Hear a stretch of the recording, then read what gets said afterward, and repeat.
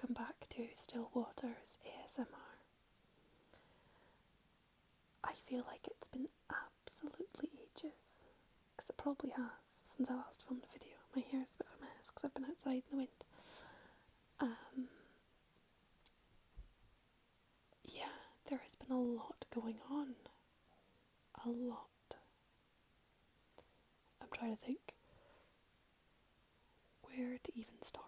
And apologies about the yawning. I don't know why I can be like not yawning at all. As soon as I hit record, I can't stop yawning. And it's the same if I phone people and I'm speaking to people on the phone, then I find I start yawning and I'm like, it's so rude. But anywho. So hi. It's good to be back filming.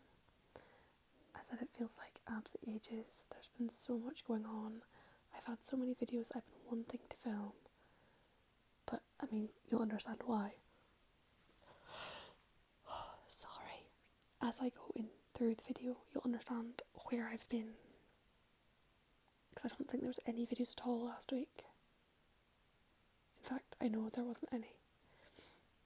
And the week before that, I'm not sure.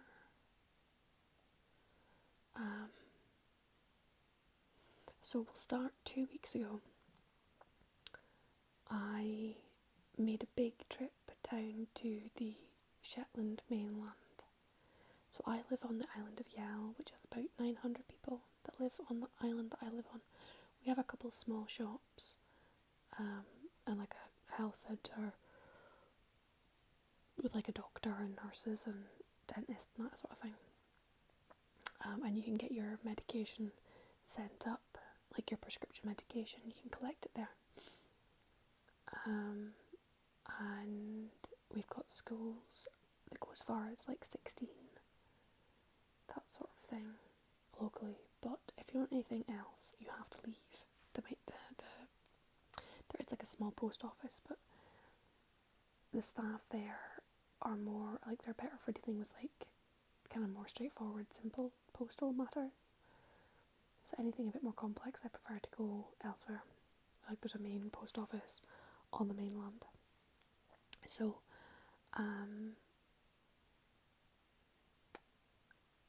yeah, 2 weeks ago I left the island that I live on and went down to the Shetland mainland because I had quite a few things I needed to do. Now I've only left the island twice up till this point. There's another trip that I'll mention this year so far because of COVID. I left in January. I made a trip to the Shetland mainland, literally just to collect groceries. I did like an online click and collect where you order the groceries online and you just turn up. You park your car next to the grocery store and they come out with your groceries in like this big trolley thing, with these boxes, these like racks of stuff, and then you just load it into your car and leave. So you don't have to set foot in the store. So I did that back in January. But to give you, so I've shown you footage of how beautiful where I live is, but some kind of reality for you of like, could you really live here? Previously I lived in England, near London, about an hour outside of London, and like my nearest proper full grocery store, like big supermarket, was maybe a 10-15 minute drive away, and it was open like really late. I could go whenever I wanted. It was right there. Now, so I could go there, collect some groceries and be home again in probably like just over half an hour. If it was like something quick. Just me going down to the grocery store, loading stuff into my car and then heading straight back home again. 3.5 hour round trip. Because it involved a ferry ride down, a long drive, getting the groceries, driving back, ferry again, and then getting home. So it's quite an undertaking. with a baby it's quite challenging, so thankfully she slept the whole way down and like managed to go without needing a feed or a nappy change or anything like that until we got back. Actually, that's a lie, I changed her nappy on the back seat of the car, which was hilarious because I accidentally like dropped her in the footwell of the car. I mean, she found it funny, thankfully she's got a sense of humour. So yeah, changing nappies on the back seat of the car, not great. Don't plan on doing that again unless I have to. So it was like, yeah, 3.5 hour round trip just to get groceries, and thankfully I managed to hold out without having to go for pee or anything because I didn't want to set foot in any shops. So back in January we were having quite a big outbreak in Shetland of coronavirus, and an uncle of mine ended up in the hospital. It was really quite scary. So I wasn't going to take any risks. I wasn't going into any shops. I wasn't visiting any family. I literally was straight to the grocery store, didn't set foot inside, just loaded everything into my car and drove straight back home again. End of February, coronavirus thankfully had kind of gotten a bit more under control here in Shetland, and I really had to go down to the mainland again for another big grocery shop. I had to go along the bank to cash in some checks, including my first US citizen the economic payment things that they're giving, I can't remember what they're called, but it's the COVID relief payments that they're making to US citizens.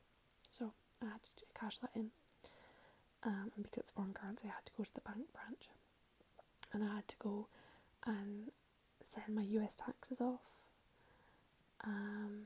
like the paperwork. I had to post that because then I'll get another payment which I didn't get last year, which I should have gotten.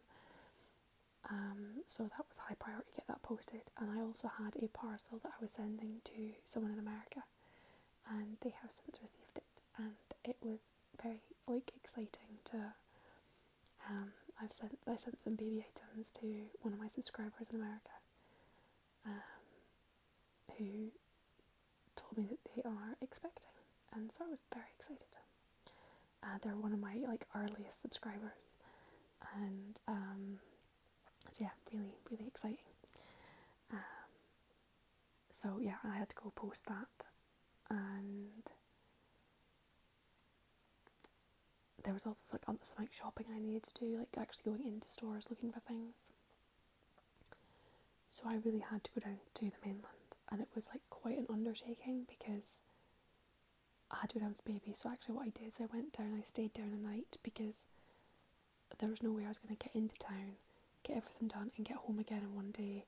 It was just going to be too much for me with the baby, so I ended up having to stay down the night with family, so just so I could go shopping and just do bank and post office and just very normal basic stuff. And then we're fortunate that we have family that we can stay at, but it really is, I know where I live, apologies, where I live is beautiful, but it really isn't for everyone. I'm happy with the challenges that comes with it. I'm willing to accept them for the beauty of where I live, but it really isn't for everyone. So yeah, a couple weeks ago I went and made another trip down. So that was my trip, doing all that stuff and staying the night.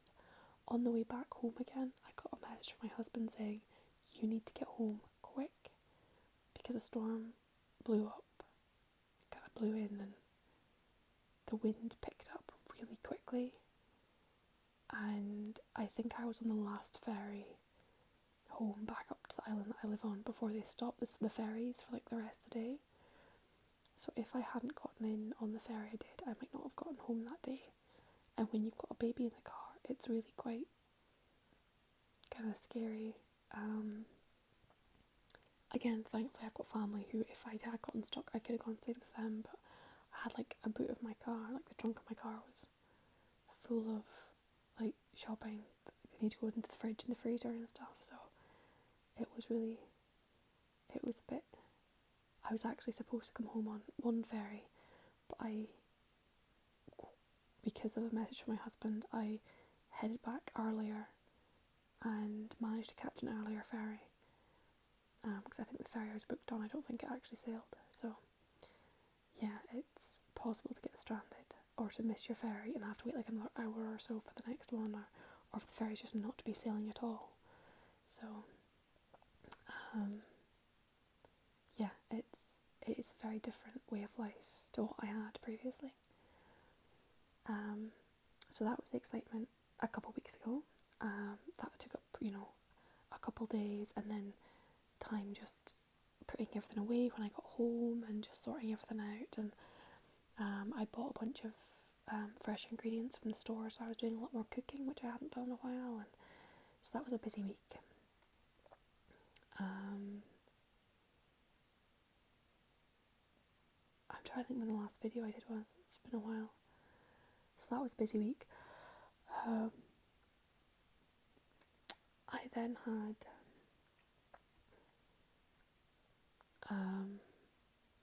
so my stepson came to visit, which was really nice. Him and his sister get on really well, and my cats love him.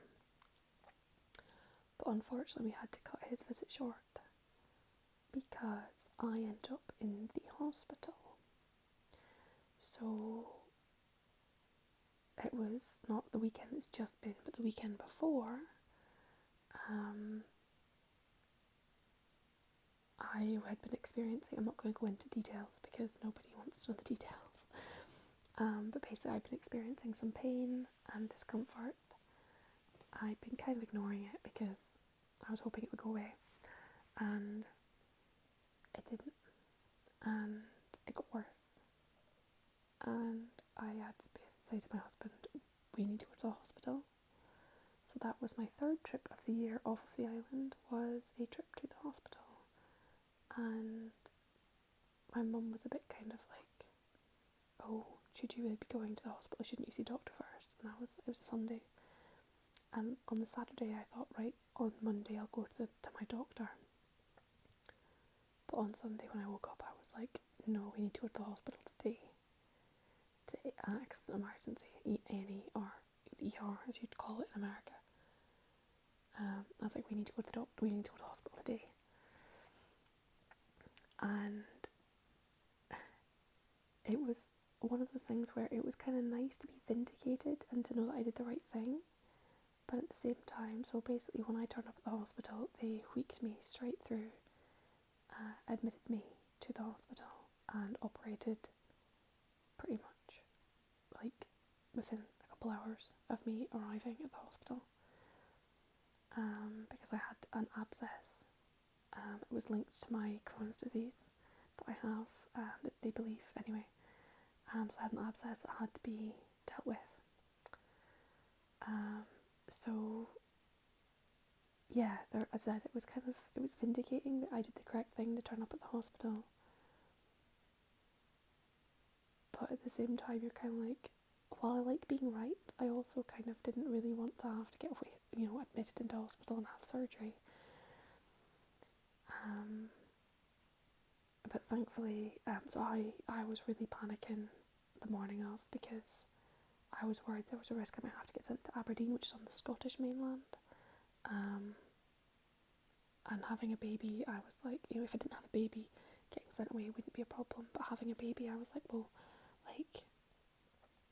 because I feed her, she's fed breast milk, so I was like, that was really scary, the thought. And although I've left my baby previously, with grandparents while I go shopping, or when I go and run errands in the town, that's very different because I am in control of when I return back to her. With this one, I didn't know how long I was going to be in the hospital for. I didn't know if I was going to have to stay in overnight. I didn't know when I was going to see her again, and I got so emotional, going in, and it was really scary. And where the abscess was located, I knew some of the possible risks and the worst case scenario. Thankfully, it turned out to be the best case scenario. They were able to operate here. I didn't have to go to Aberdeen, and it all went smoothly. I was able to come home that same day, but yeah, it was just a bit of an unexpected sort of spanner thrown in the works. And my husband took a couple of days off work just to kind of help look after me when we got home, which was appreciated. But it just, I'm on like a month course of antibiotics, which is making me feel quite ill, quite nauseous. And it's an open wound healing, which don't Google image search that. It's really quite disgusting. Thankfully it's quite shallow, so it doesn't have to be packed, but it's basically I'm gonna have maybe a month at least of healing time. So yay. Not how I planned to spend last weekend at all. So there was that. And yeah, it was a lot of emotions. Like, people tell you when you become a parent that it changes everything, but it really does. Because that whole experience wouldn't have been nearly as terrifying if I didn't have a baby to be worried about. But it all went smoothly. I'm back home. I'm in recovery now.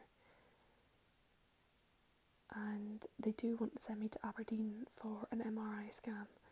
So there was a huge fundraising campaign here in Shetland to raise money for an MRI machine and to have it installed and staff trained in the use of it and everything. And we've managed to raise the money, but now they need to actually buy the machine, get it installed, get staff trained up and everything. So it's probably going to be like a few more years before we actually have MRI machine here in Shetland. Because getting an MRI scan only takes about like half an hour to an hour. But having to go all the way down to Aberdeen just for an MRI scan. So to clarify, to get to Aberdeen, it's either an hour flight or an overnight ferry trip. It's not an easy, quick, just pop to the hospital and then get it done. So yeah, I have to go down to Aberdeen for an MRI appointment at some point just to check the Crohn's and what's happening with it and make sure there's no further complications or any other issues they have to deal with. And I don't know when that appointment's going to come through or how we're going to manage that with a baby. And because what we might have to do is she might have to come with me and then my husband might have to come too. It gets complicated.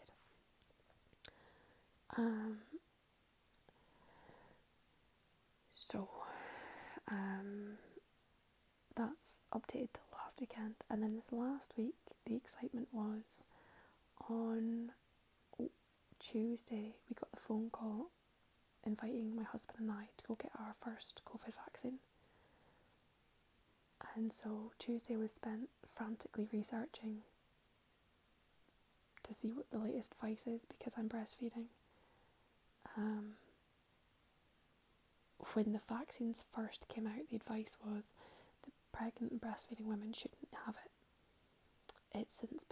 That advice has since been adjusted to say that they believe it is safe for you to get it while you're breastfeeding. And then further studies have come out that show that there is antibodies passed on in the breast milk, which is wonderful. So, but I'm very pro-vaccine.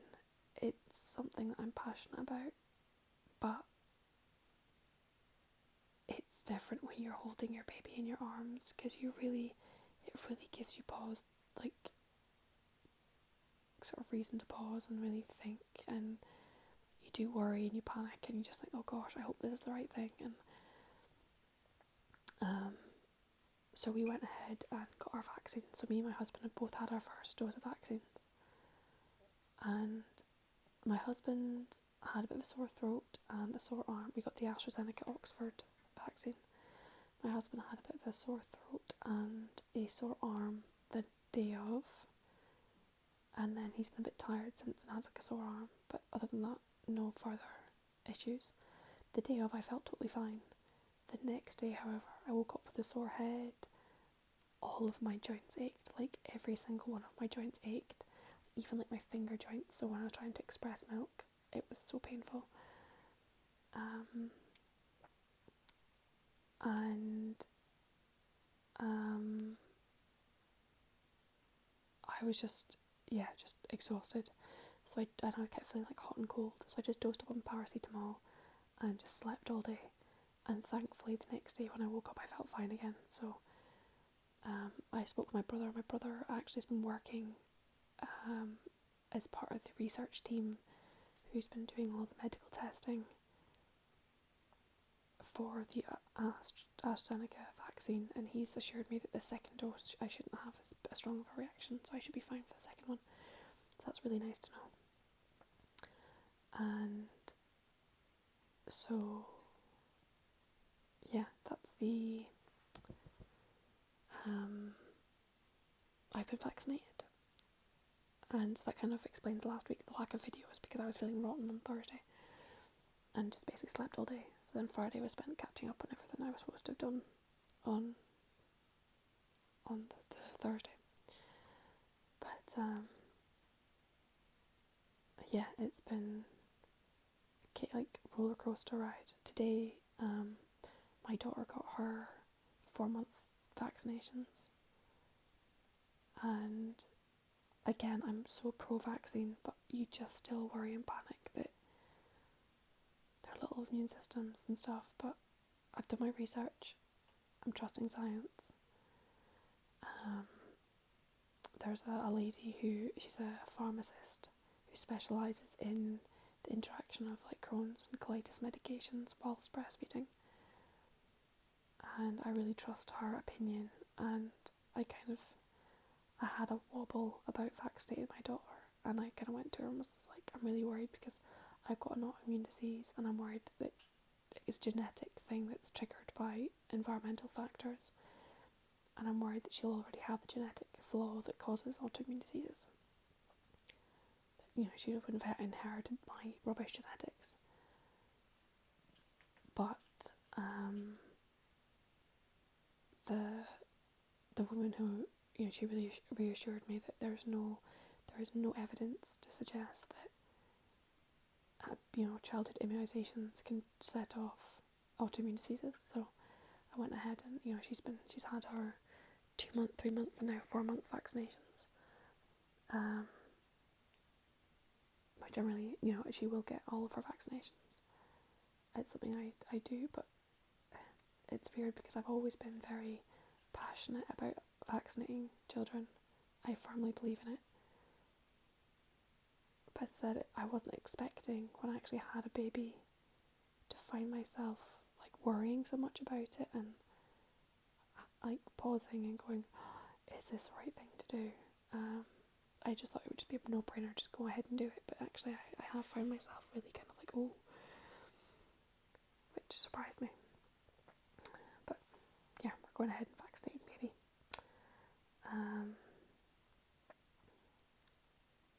I've been doing a bit more organising and sorting out in the house.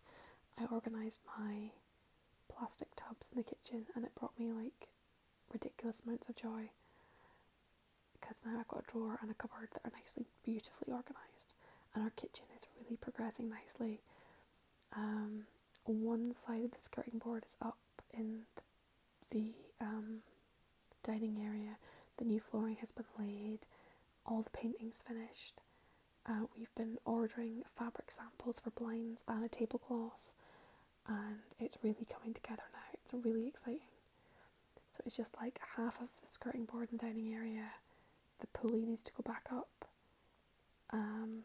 Blinds and tablecloth need to be ordered, and then putting up like decor items and like putting the books and stuff back on the bookcase. And that's us, and then we're done. And it's just really exciting. It's looking really, really good. So I can't wait to show you guys. I'm so excited about my new fridge freezer. It is huge. It's wonderful. So much space. I could like live in the fridge if I wanted to. I probably would fit in the fridge, like, without even having to squish myself. It is massive. I'd obviously have to take the shelves out first, like, obviously. I mean, don't be silly. But yeah, it's... Do I need to put in a disclaimer, don't climb inside of fridges? Like, that should be a given. Don't want to get sued for encouraging people to climb inside of fridges. I'm trying to think if there's any other... That's kind of like the big news items though, like, that's been enough really for the last few weeks. Between vaccinations and surgery and dramas of almost getting stuck on the mainland with cancelled ferries and yeah. But you know, life is just plodding along and you just think, where's another week gone? But it's kind of exciting now that people are starting to get vaccinated, and I'm hearing of people who've had like their second dose, and yeah, really excited that things are maybe going to start getting back to some kind of normal. Just have to kind of wait and see. Yeah, it's... Oh, and in about 4 or 5 weeks' time, lambing should be starting. And I'm so excited because last year at lambing time I was pregnant, so I wasn't allowed to get hands-on involved because there's a risk with the different fluids and stuff associated with sheep giving birth can cause miscarriages in humans. So if you're a pregnant female adult, like a pregnant obviously adult, but if you're a pregnant human, you can't be around sheep when they're giving birth. But this year I can. No babies for me this year, so I can get involved with the lambing this year, which I'm so excited about. And then it'll be into summer, where it'll be one thing we don't have to this year is we don't have to cut peats and stack peats and bag peats and bring them home, because we still have a shed full of peats and we don't have a peat burning Rayburn anymore. So that's one thing we don't have to do this summer, but we still have like all the hay and sheep work and all that, clipping sheep. So I'll be clipping sheep this year because I've got my own dozen sheep. So I'll try and clip all of my own sheep, which will be interesting because they're really wild, so they'll like wriggle lots and it'll be really hard work. But yeah, it's gonna be a busy year. And I need to get back into my studying. I'd set myself like a 6-month, like I'd excuse myself for 6 months from studying, but with the hope that I would get back into it after 4. Baby just woke up, so I'm gonna go quickly. But yeah, quickly say she's now 4 months old, so I would like to get back into my studying sooner rather than later. But I'm hoping today to film a bullet journal update video for March, because the whole first week of March has been already, and I still haven't done my bullet journal for this month. I've been finding it really useful for February, so I'm going to do that. And I'm hoping to kind of get some more videos done today, but it depends on how baby is, because baby's having a rough day today. She was having a rough day before I took her to the nurse and had her poked full of holes, so she's probably going to be feeling pretty sorry for herself today. So we'll see how it goes. But anyway, you guys take care. I hope you're all keeping well. I hope you are keeping well physically and mentally, avoiding COVID, getting vaccinated if you can, and just look after yourselves, and I will speak to you soon. Take care.